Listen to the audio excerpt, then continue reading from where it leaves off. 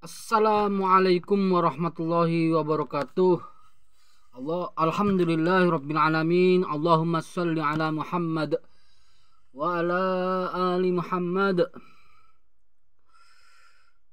Berjumpa kembali bersama saya, channel Al Husain, membaca sejarah kisah para tabi'in. Memasuki kisah tabi'in yang tiga, yang bernama Abu Bakar bin Abdurrahman bin Al-Harith. Kita lanjutkan bacaan kita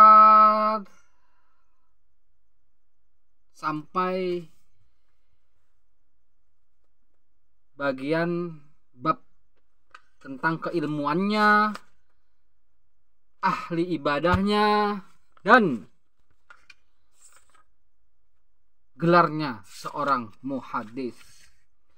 Bismillahirrahmanirrahim. Abu Bakar bin Abdurrahman bin Al-Harith. Keilmuannya. Abu Bakar memiliki sifat nasihat dalam bidang ilmu. Sekiranya kita memaparkan nasihat ini, maka kita akan tahu bagaimana cara laki-laki ini berpikir dan belajar. Bagaimana manhajnya di dalam ilmu dan pandangannya terhadap ilmu. Dia pernah berkata, ilmu itu diperuntukkan bagi salah seorang dari ketiga orang berikut.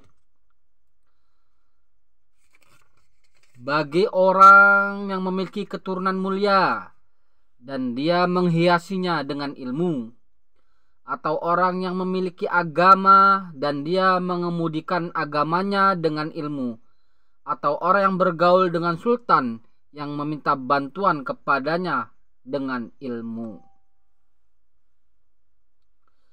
Apabila kita lihat syarat yang pertama, maka kita akan mendapatkan bahwa syarat itu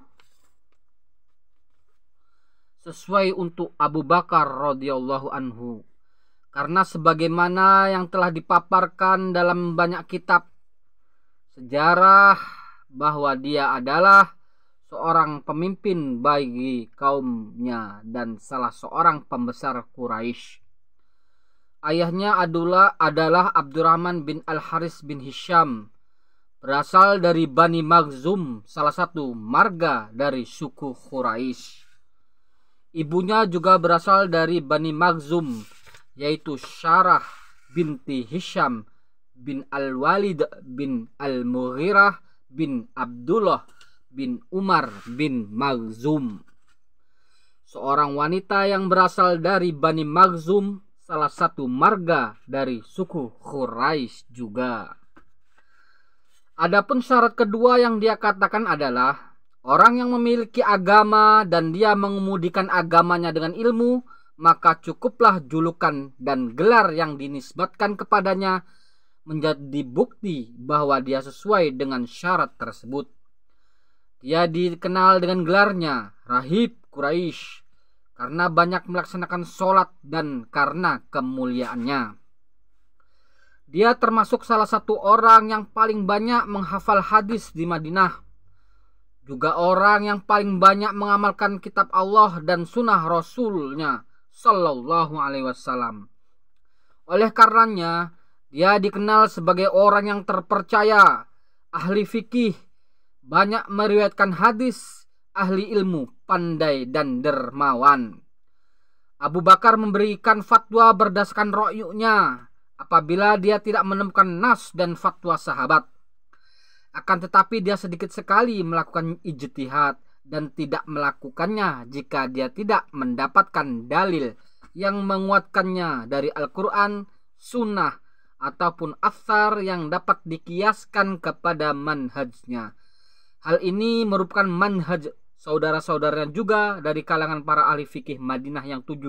Semoga keridhaan Allah dilimpahkan kepada mereka semua.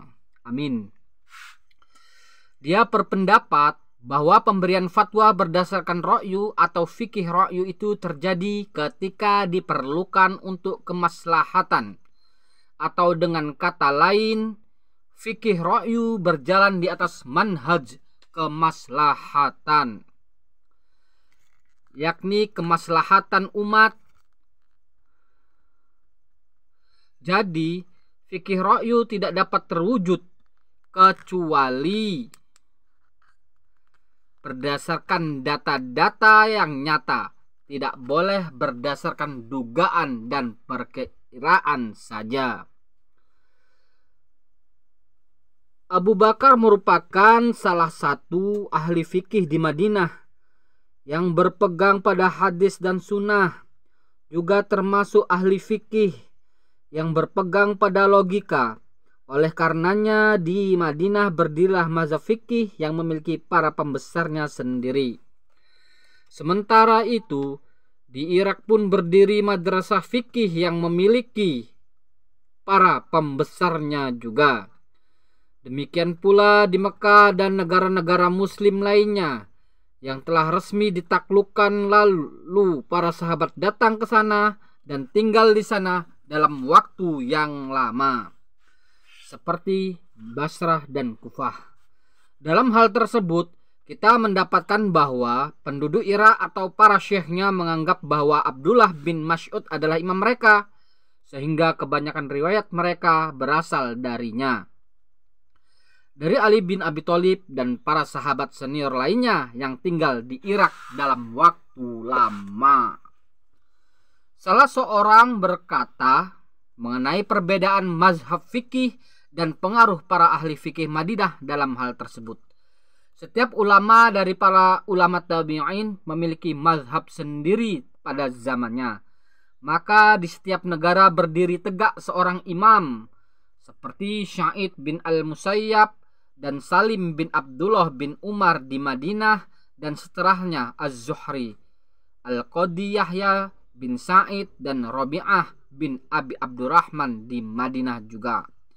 Atha bin Abi Rabbah di Mekah, Ibrahim An-Nakhai dan Asy-Sya'bi di Kufah, Al-Hasan Al-Basri di Basrah, dan Tawus bin Kisan di Yaman.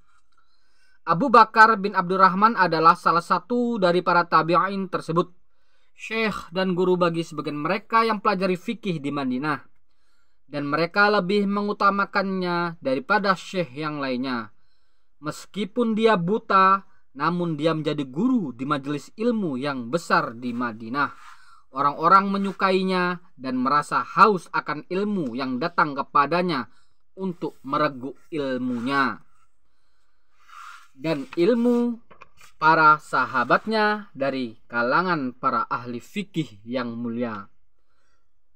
Mereka mengambil hadis, fatwa-fatwa sahabat dan perkataan darinya. Abu Bakar dan para sahabatnya dari kalangan ahli fikih Madinah yang 7 berpendapat bahwa orang yang paling kuat dalam urusan fikih adalah penduduk Haramain, Mekah dan Madinah. Sumber mazhab mereka adalah fatwa-fatwa Abdullah bin Umar, Aisyah, Ibnu Abbas, dan keputusan-keputusan para hakim di Madinah. Lalu mereka mengumpulkan semua fatwa tersebut sesuai dengan kemampuan mereka. Kemudian mereka mengkajinya dengan pandangan penghormatan dan penelitian. Semua hal tersebut membuat kita merasakan bahwa pemberian nama Al-Fuqaha As-Sab'ah, ahli fikih yang 7, dan Abu Bakar merupakan salah satu dari mereka, tidak datang secara kebetulan saja, akan tetapi merupakan hasil dari pengorbanan dan pemurnian riwayat. Jumlah yang besar dari hadis yang diriwayatkan dari Rasulullah SAW ini senantiasa melekat di dalam ingatan mereka. Lalu hadis-hadis tersebut dijadikan sumber dalam ilmu fikih sekaligus kunci pembukanya. Sebagai saksi atas seorang ulama yang dipandang mulia oleh kaum muslimin di seluruh penjuru dunia karena ilmunya. Dialah seorang ahli ilmu yang dermawan dalam ilmunya. Dia memberikan ilmunya kepada seluruh muridnya, namun ilmu itu tidak pernah habis selamanya. Sementara itu, dia pun terus mempelajari dan mereguk ilmu tanpa henti. Dia banyak meriwayatkan hadis dengan bersandar pada ingatan yang kuat dalam menghafal. Akan tetapi murid-muridnya banyak mencatatkan hadis-hadis tersebut. Maka pada waktu itu tersebarlah pencatatan di dalam majelis-majelis para ahli fikih. Abu Bakar bin Abdurrahman dan saudara-saudaranya telah dijadikan sebagai teladan karena dia telah menjadi salah seorang imam bagi kaum muslimin di Madinah. Rumahnya pun menjadi tempat berkunjung bagi para penuntut ilmu dan bagi orang yang ingin meminta fatwa tentang berbagai urusan agama mereka maupun perkara-perkara baru yang terjadi pada mereka di dunia ini, maka hendaklah meminta penjelasan tentang urusan tersebut di dalam fatwa-fatwa Abu Bakar bin Abdurrahman dan para sahabatnya. Ahli fikih yang 7 ridwanullah alaihim ajma'in. Bagian berikutnya, keahlian ibadahnya. Abu Bakar bin Abdurrahman adalah seorang ahli ibadah yang khusyuk di dalam sholatnya dan memperbanyak sholat sunnah sebagai pengamalan dari firman Allah Subhanahu wa taala, Bismillahirrahmanirrahim. Aqimis sholata liduluki syamsi ila ghasaqil laili wa qur'anal fajr. Inna qur'anal fajri kana mashuda. Wa minal laili fatahajjad bihi nafilatan lak asa ayya ba'athaka rabbuka maqamam mahmuda. Wa qul rabbi adkhilni mudkhala sidqi wa akhrijni mukhraja sidqi waj'al li min ladunka sultanan nasyira. Laksanakanlah sholat sejak matahari tergelincir sampai gelapnya malam, dan laksanakanlah pula sholat subuh. Sungguh sholat subuh itu disaksikan oleh malaikat, dan pada sebagian malam lakukanlah sholat tahajud sebagai suatu ibadah tambahan bagimu. Mudah-mudahan Tuhanmu mengangkatmu ke tempat yang terpuji. Dan katakanlah Muhammad, ya Tuhanku, masukkan aku ke tempat masuk yang benar, dan keluarkan pula aku ke tempat keluar yang benar, dan berikanlah kepadaku dari sisimu kekuasaan yang menolongku. Quran Surat Al-Isra ayat 78, 80-80. Dia adalah orang yang banyak melaksanakan saum dan sholat. Dia melaksanakan saum sepanjang hidupnya. Dia tidak pernah meninggalkan yang wajib, bahkan menyertainya dengan yang sunnah. Tidak pernah meninggalkan yang sunnah, bahkan melaksanakannya dengan sangat sempurna. Berikut ini perkataan salah seorang saudaranya tentang dirinya. Saudaraku Abu Bakar selalu melaksanakan saum dan tidak pernah berbuka. Lalu pada suatu hari putranya datang kepadanya dan dia sedang berbuka, maka putranya berkata, "Mengapa hari ini engkau berbuka?" Abu Bakar menjawab, "Aku sedang junub dan belum mandi sampai waktu subuh." Lalu Abu Hurairah memberikan fatwa kepadaku agar aku berbuka. Maka mereka mengirimkan utusan kepada Aisyah untuk bertanyai mengenai masalah tersebut. Lalu Aisyah menjawab, suatu ketika Nabi Shallallahu Alaihi Wasallam dalam keadaan junub, lalu beliau mandi setelahnya pada waktu subuh. Kemudian beliau keluar dan kepalanya masih bercucuran air. Lalu beliau melaksanakan sholat, kemudian menjalankan saum pada hari itu. Tidak ada alasan ataupun penyakit yang dapat menahan dan mencegahnya dari melaksanakan kewajiban sholat. Dia menyerahkan seluruh penyakit yang menimpanya dan rintangan yang menghalanginya dari melaksanakan kewajibannya kepada Allah Subhanahu wa Ta'ala. Dia pernah terkena penyakit di tangannya, dan pada saat sujud dia akan merasakan sakit yang teramat sangat. Maka dia menyuruh keluarganya untuk membawa sebaskom air. Kemudian dia meletakkan tangannya di dalam baskom air itu ketika sujud. Sampai sebatas ini dia telah mampu mengalahkan dan melampaui berbagai kesulitan yang menghalanginya dari Tuhannya. Dia melaksanakan kewajibannya sebagai seorang hamba yang senantiasa beribadah dan bersujud. Bagian berikutnya, seorang muhadis. Gelarnya seorang muhadis. Abu Bakar adalah seorang muhadis yang fasih, dan dia meriwayatkan hadis dalam jumlah yang banyak. Dia termasuk salah seorang tabi'in senior dan pembesar kaumnya yang dikenal dengan kecerdasan dan kemuliaan, sebagaimana pula ayahnya. Di antara riwayatnya yang paling terkenal adalah hadis yang diriwayatkan oleh Ibnu Syihab Az-Zuhri darinya dari Ibnu Mas'ud radhiyallahu anhu. Anna Rasulullah naha an samanil kalbi wa mahril baghi wa hulwanil kahin. Rasulullah sallallahu alaihi wasallam melarang jual beli anjing, mahar bagi wanita zina, dan upah seorang dukun atau tukang ramal. Hadis riwayat Al-Bukhari, Muslim, Malik di dalam kitab Al-Muwatta, Ibnu Majah, dan An-Nasa'i.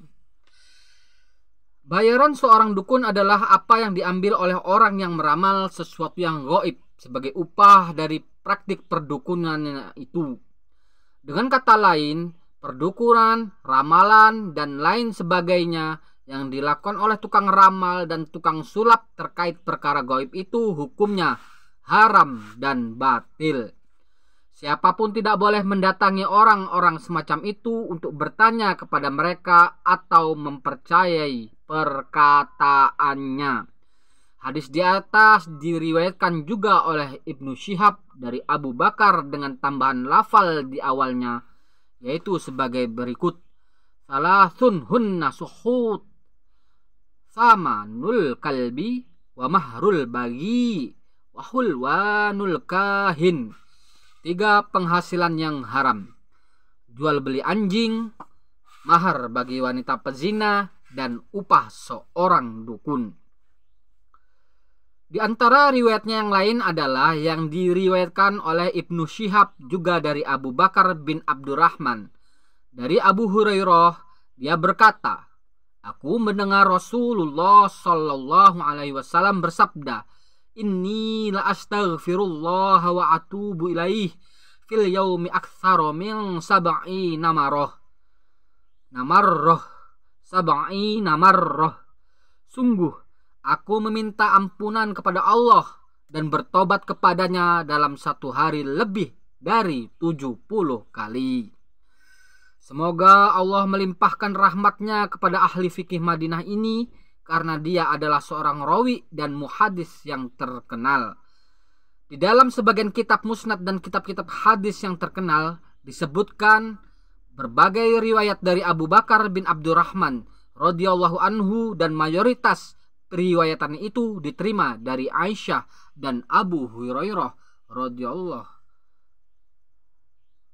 anhuma ajma'in. Amirul Mukminin Abdul Malik bin Marwan sangat menyukai ahli fikih dan syekh kita ini di dalam hidupnya. Dia menghormatinya karena ilmu dan ketakwaannya. Tidak ada lagi faktor penyebab yang lainnya, melainkan karena Abu Bakar adalah orang yang mulia, pemimpin kaumnya, dan rohib kaum Quraisy, sebagaimana yang dikatakan oleh orang kebanyakan dan para ahli fikih dari kalangan murid-muridnya, juga para sahabatnya dari kalangan tabi'in yang terpercaya. Akan tetapi di Madinah saat ada juga orang yang benar-benar tidak menyukai Bani Umayyah, yaitu penduduk Madinah dari kalangan kaum muslimin yang menyaksikan fitnah dan perbedaan pendapat yang terjadi pada akhir masa pemerintahan Khalifah Rasulullah sallallahu alaihi wasallam, yaitu Utsman bin Affan radhiyallahu anhu dan masa pemerintahan Ali bin Abi Thalib radhiyallahu anhu. Oleh karenanya, syair di antara mereka dan Abdul Malik bin Marwan pun saling berbalasan. Abdul Malik bin Marwan seringkali berniat ingin menghukum orang-orang yang menentangnya. Akan tetapi perlindungan Rasulullah SAW dan rasa malunya terhadap Syekh Madinah, para ahli fikihnya, serta para ulamanya senantiasa menahan dirinya dari hal tersebut. Abu Bakar bin Abdurrahman memiliki kedudukan yang tinggi bagi Abdul Malik, sehingga dia berwasiat kepada anak-anaknya agar menghormati syekh tersebut, dan dia sendiri pun sangat berlebihan dalam menghormatinya. Salah satu hal yang menunjukkan kedudukan Abu Bakar di sisi Amirul Mukminin adalah perkataan Abdul Malik bin Marwan pada suatu hari, "Demi Allah, sesungguhnya aku seringkali berniat untuk melakukan sesuatu terhadap penduduk Madinah karena keburukan kesan mereka pada kami. Lalu aku teringat akan Abu Bakar bin Abdurrahman, maka aku pun merasa malu terhadapnya sehingga aku meninggalkan perkara tersebut."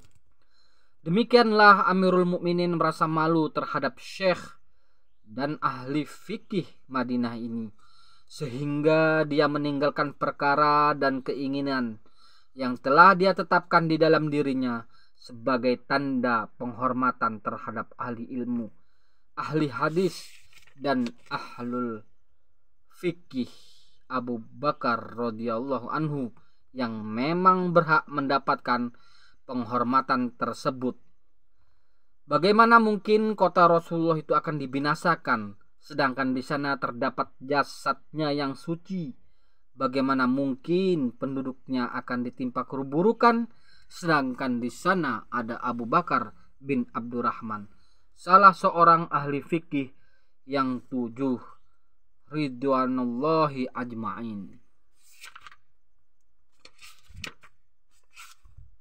Perpisahan dengan rahib Quraisy, kematiannya ini, wafatnya. Pada suatu hari di tahun 94 Hijriah yang dikenal dengan sebutan tahunnya para ahli fikih karena banyaknya yang meninggal dunia di antara mereka, seorang muadzin mengumandangkan azan sholat asar pada hari itu. Maka Abu Bakar bin Abdurrahman pun berwudu, beristighfar, bertakbir, dan melaksanakan sholat asar berjamaah dengan orang-orang di masjid Rasulullah Shallallahu Alaihi Wasallam yang terletak di Madinah. Lalu sholat pun selesai dan dia berkata kepada sahabatnya dan murid-muridnya, "Sungguh aku tidak berhadas sama sekali pada permulaan siang ini." Dia terus mengulang-ulang perkataannya ini. Kemudian dia pulang ke rumahnya dan masuk ke kamar mandi. Lalu dia terjatuh dan pingsan. Maka berkumpullah seluruh putra-putranya, keluarganya, juga saudara-saudaranya yang mengikuti jejaknya dalam bidang hadis dan fikih. Lalu mereka membawanya ke atas tempat tidurnya. Dan sebelum muadzin mengumandangkan azan maghrib di masjid Rasulullah SAW, seseorang berseru di Madinah seraya mengucapkan kalimat istirja dan berkata, "Abu Bakar bin Abdurrahman bin Al-Haris rahimahullah telah meninggal dunia dan ruhnya telah naik mengepakkan sayapnya di tempat para siddiqin di dalam persahabatan para penghuni surga Naim, dan di dalam persahabatan para kaum muhajirin dan ansor yang telah mereka ikuti jejaknya dengan sebaik-baiknya pada hari kiamat." Maka murid-muridnya melaksanakan sholat maghrib tanpa kehadiran syekh mereka, dan sungguh mereka dilanda kesedihan yang mendalam atas kematian syekh mereka ini. Akan tetapi mereka terus mengucapkan kalimat istirja sebagaimana yang dilakukan oleh orang-orang yang bertakwa. Lalu di Madinah terdengar seseorang yang berteriak dengan membaca ayat Bismillahirrahmanirrahim. Ya ayyatuhan nafsul mutmainnah. Ya ayyatuhan nafsul mutmainnah. Irji'i ila rabbiki radiyatan mardiyah. Fadkhuli fi ibadi wadkhuli jannati. Wahai jiwa yang tenang, kembalilah kepada Tuhanmu dengan hati yang ridho dan diridhoinya. Maka masuklah ke dalam golongan hamba-hambaku dan masuklah ke dalam surgaku. Quran Surah Al-Fajr ayat 27-30. Semoga Allah melimpahkan rahmatnya kepada rohib Quraisy ini dan ahli fikih Madinah ini yang banyak melaksanakan saum, puasa, dan mendirikan sholat, yaitu Abu Bakar bin Abdurrahman bin Al-Harith rahimahullah.